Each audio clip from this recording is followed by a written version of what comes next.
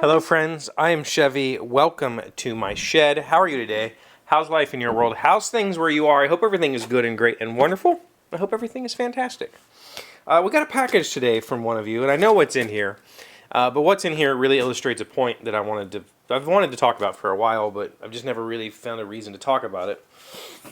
This came from Jonathan. I think Jonathan is probably one of the few people who has watched every episode ever of this show, and I put out a video 2 weeks ago where I made a simple jig for cutting, vertical pieces or small pieces on the table saw. And in that video, he noticed something, and he texted me, and he said, "Hey, do you need this? What's in this box?" And I said, "Yeah, I need that badly, and it's kind of sad that I need it." So let me open it, and I'll show you what it is. But he noticed in the video that there was a point. He called it sad. He said, "I saw that sad moment," and asked me if I needed some help. So what we have here is a set of batteries and a charger for my green tools. These batteries say Ryobi on them. My tools say Myopic. He saw a point in the video where I was working with the two most common of my handheld tools, the driver and the screwdriver. And I was, to do that, I had to switch batteries. And he texted me and he said, "Hey, do you need batteries for the tools?" And I was like, "I do. I actually do. I have two. So I have a spare charger down there, which means that one battery is always on the charger, and I'm just swapping these back and forth as I need them. And that way I can keep working even when I need to charge." And the fun part about all of this is I've needed these batteries for a very long time. I've owned these tools for quite a while. I didn't buy these I didn't do any research or any sort of, I had no reason to buy this brand of tools other than my parents had a little like wedge sander, and I needed a sander for something, and I asked if I could borrow it, and they said yeah, and it kind of ended up staying here for a long time. And so at some point I needed a palm router, and I thought, well, they're very expensive, but I already have a battery and a charger for that palm sander, so I went and purchased the same brand so that the battery was compatible. And after that, swapping batteries, I decided that I needed to get something else, or something more, and I ended up buying the drill driver that came with... Oh, no, what happened was they asked for the sander back, and so I didn't have a battery anymore. So I needed a battery.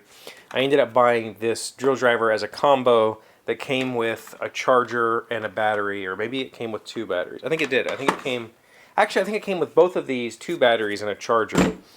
And that's what I've lived with ever since. I also have a circular saw that works with these batteries, and maybe something else. But it was not really... There was no research done in this whole process.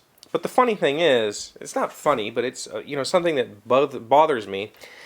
Jonathan saw what he called the sad battery swap in the video, because I have to do this all the time when I'm working. And it is a pain point for me. I've known for a very long time that I need to buy more batteries, but I don't do it. And the simple reason is because the cost of me switching these batteries is nothing.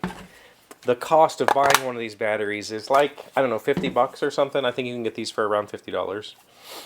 And for me, it still gives me problems. I lived poor for so long that thinking about spending $50 on a convenience is outrageous, even though that convenience is wildly more productive. Having both of these tools being powered at the same time is wildly more productive than me having to swap back and forth, especially when I'm building something big and I'm drilling lots of holes and following that up with a screwdriver, and then I have to switch sides and do it all again. It's wildly more productive to have two batteries, or have 3 batteries, or 4 batteries, or whatever. But I just couldn't. I couldn't bring myself to do it. I could not bring myself to spend the 50 bucks because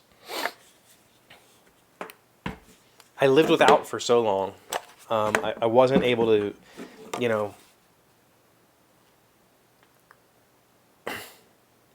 For a lot of years in my life, that $50 was a week's worth of food for my family, you know. And not having a week's worth of food was not an option. So, you know, spending $20 was difficult. Spending $5 was a huge decision for me for years, for a decade. And I'm not in that position anymore. I have not been in that position for a while now. I'm okay, you know. I have money. I actually have savings now. I haven't had savings my entire adult life.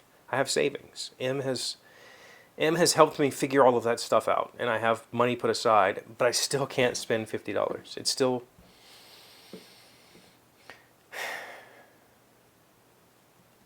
It still makes me feel horrible. You know, I went shopping one time with him, and I saw a shirt that I liked, and she said, "Well, buy it." And I was like, "I can't. I just can't do it. I can't. I can't buy myself a shirt because I allow myself to buy $100 worth of T-shirts every year at Gen Con, and that's it. That's my shirt allotment for the year, and I can't do it." And she was like, "Why? Do you have the money?" And I was like, "Yeah." And there's a side to poverty that I don't think most people recognize, because then most people will say I have been poor, but I don't know that most people could say I have been on the brink of collapse, right? On the brink of begging. And when you live that way for a long period of time, it's been years since I've lived that way.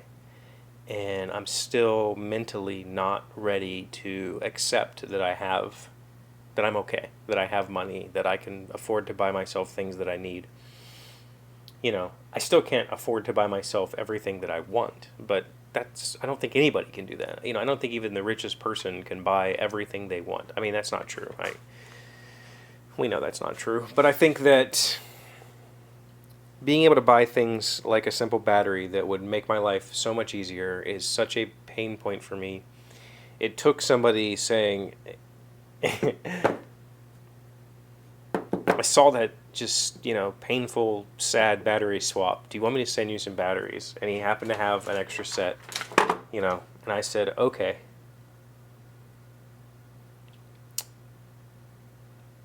It took that for me to realize that I'm kind of being an idiot about it. I bought a gimbal and a camera. But in my mind, this gimbal and the camera will make money because I can make better videos. This battery is just a convenience. It's just it saves me from having to swap. And that doesn't add to my production. But I'm okay. I'm not poor anymore. I actually put these on my Amazon wish list a long time ago. And I just stopped telling you about my Amazon wish list. I stopped telling you about my Patreon. I stopped telling you about all those things because I felt like I don't want to beg. When I started this channel 4.5 years ago, I was very, very poor. I was barely able to do anything. And this channel was a hope for me. It was a hope that it would be a small amount of income that I could use to buy things for my family, that I could, buy food, pay bills, clothing, school supplies. That's what I started this channel for, a hope that I could make a side income. And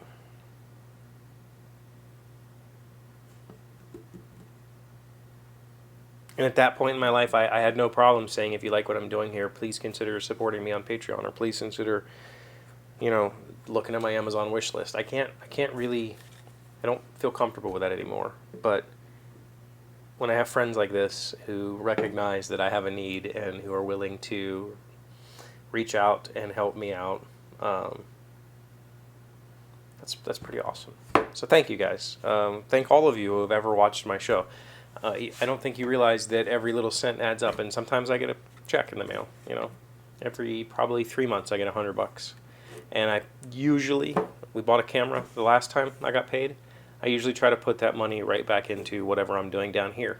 because ultimately making things down here was where my inspiration for this whole thing started. So thank you.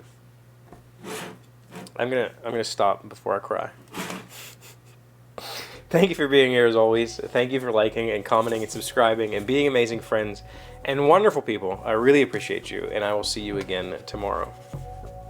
Today's word you should know to sound smart is cannonade. It is a noun meaning continuous, relentless bombardment or effort. A cannonade of questioning greeted Ava's statement that she was quitting the club's tennis team. Cannonade, C-A-N-N-O-N-A-D-E. I prefer lemonade. That was the dumbest joke ever.